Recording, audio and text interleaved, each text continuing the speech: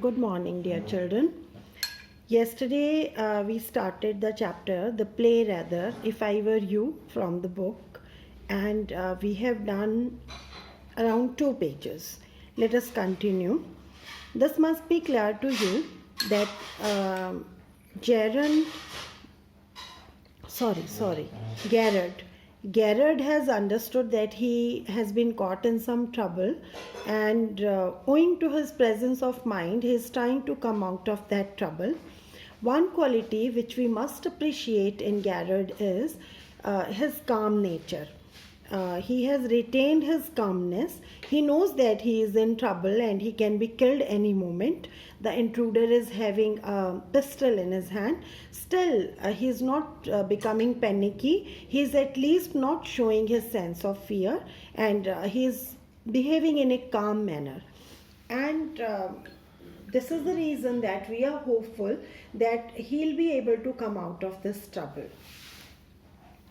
Let us see. We left it on page 141.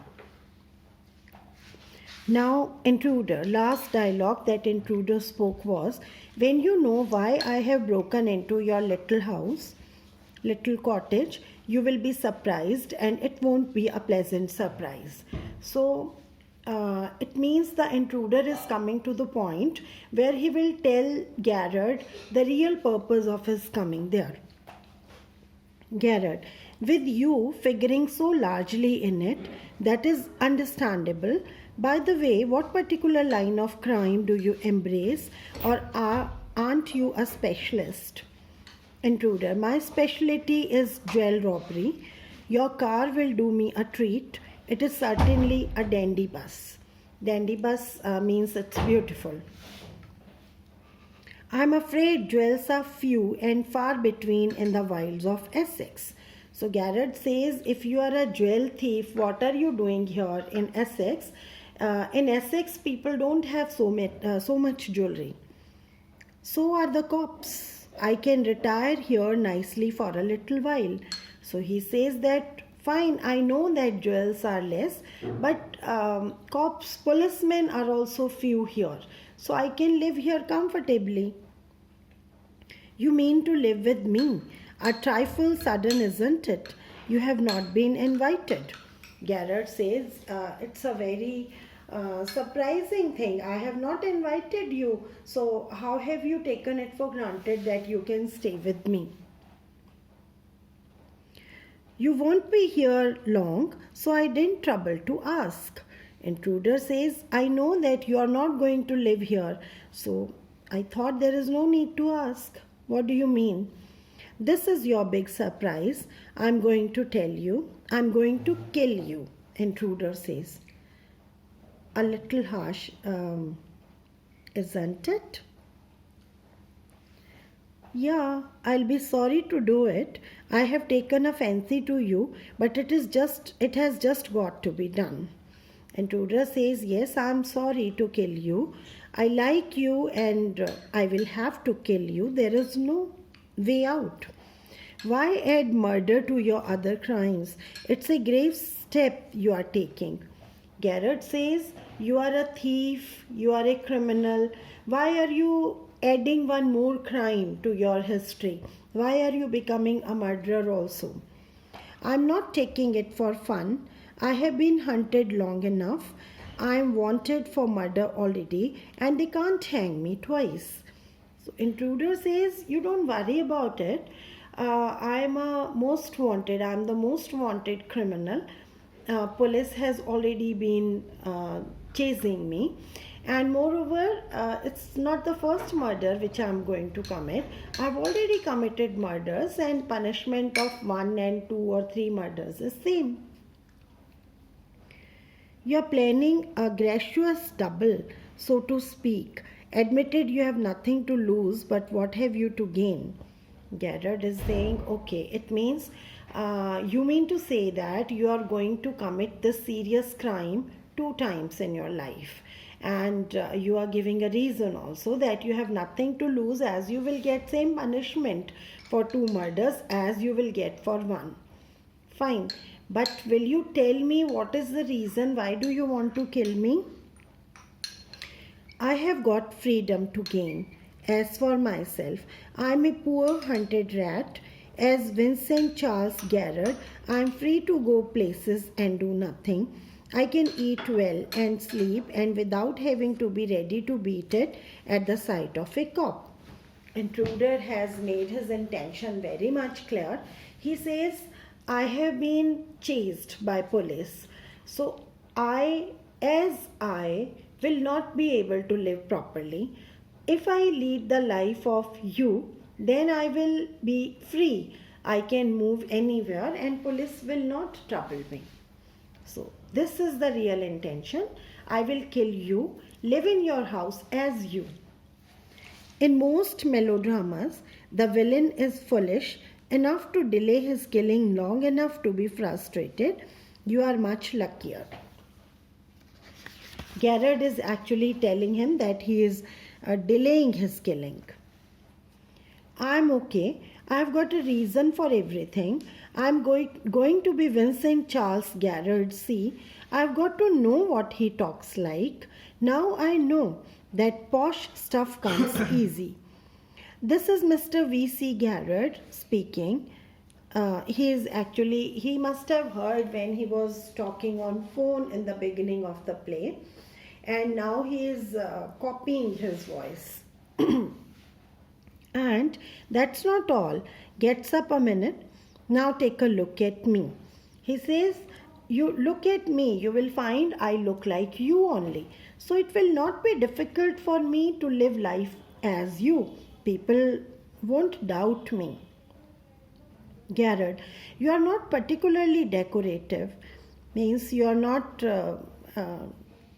you are looking natural. No, well, that goes for you.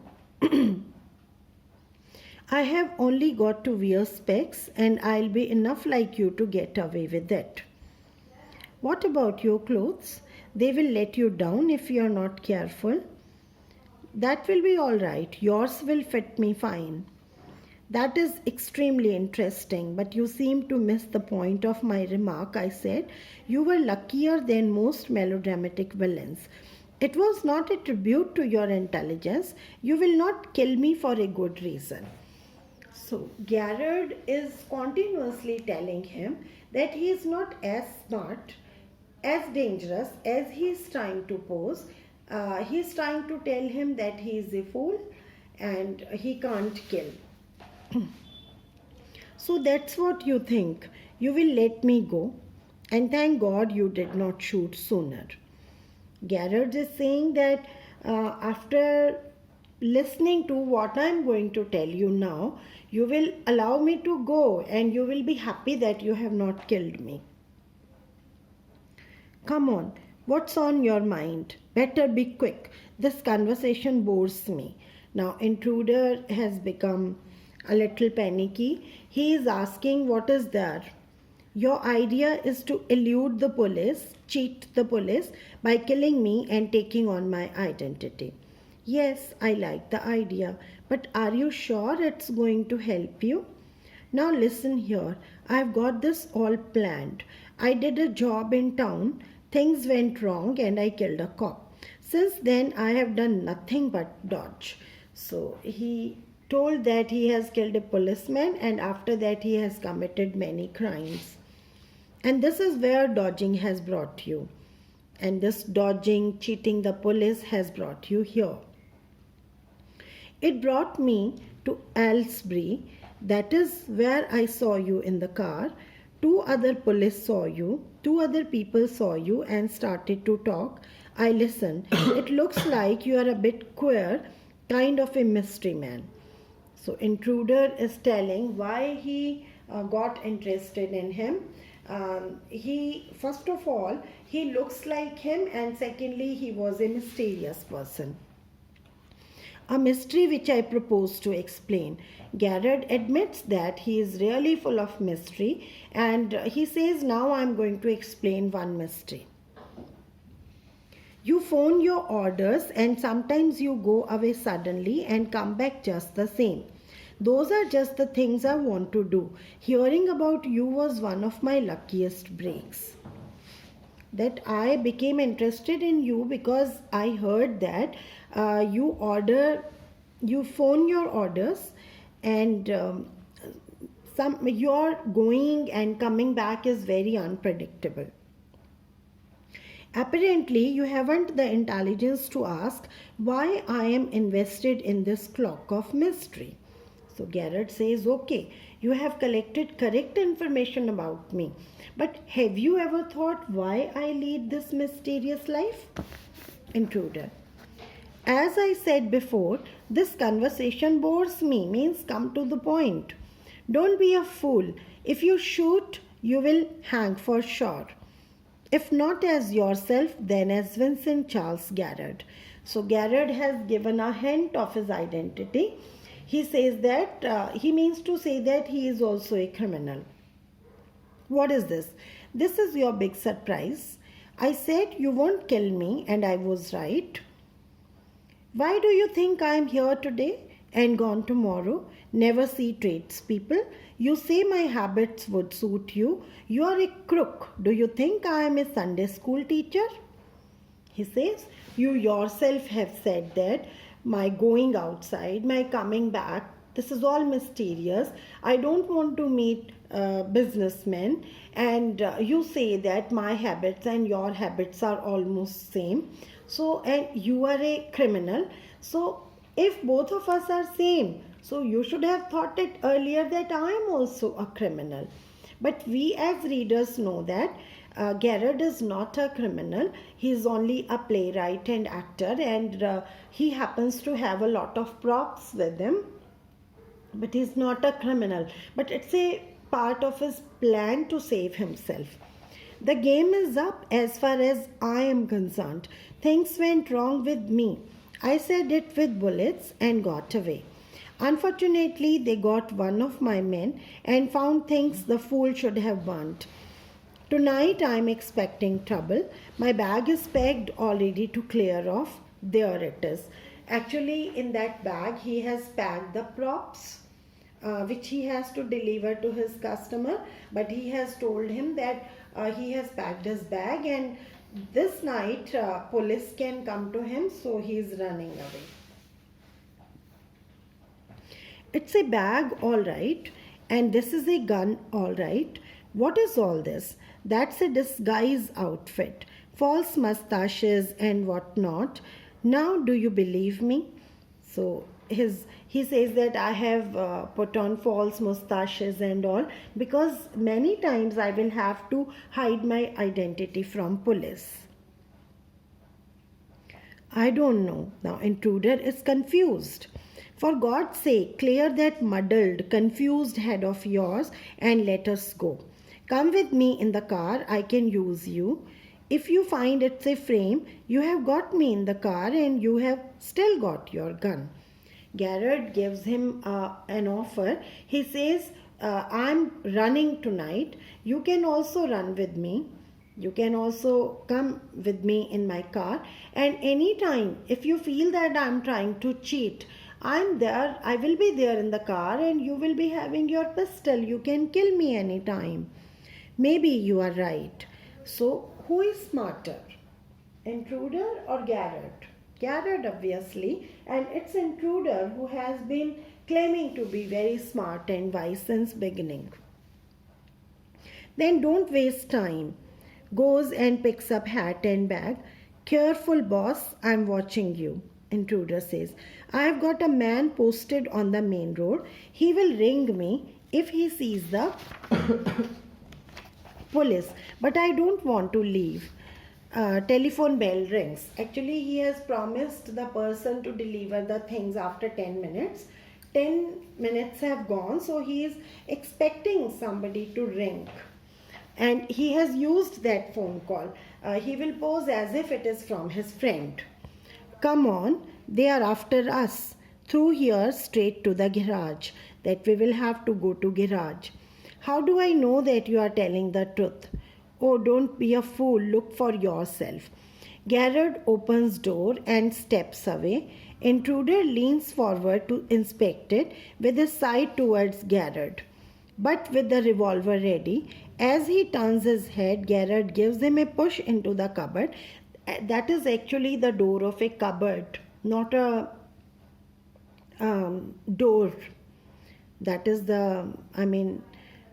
that is cupboard, not an outing. Knocking the revolver out of his hand, he slams the door and locks it, picks up the revolver and goes to the phone, where he stands with the gun pointed at the cupboard door. Let me out of here. Intruder has been locked inside the cupboard. Hello, yes, speaking. Now Gerard is in phone. Sorry, I can't let you have the props in time for rehearsal. I have got a spot of bother. Means I'm in some trouble. Quite amusing, very interesting trouble. I think I'll put it in my next play. That I will write the story based on this in my next play. Listen, can you tell our friend the sergeant to come up here at once? You will probably find him in the public bar. So he says that police will be in public bar and call him here. Something is there for him. Okay, so this is the play, and tomorrow we will discuss the question answers.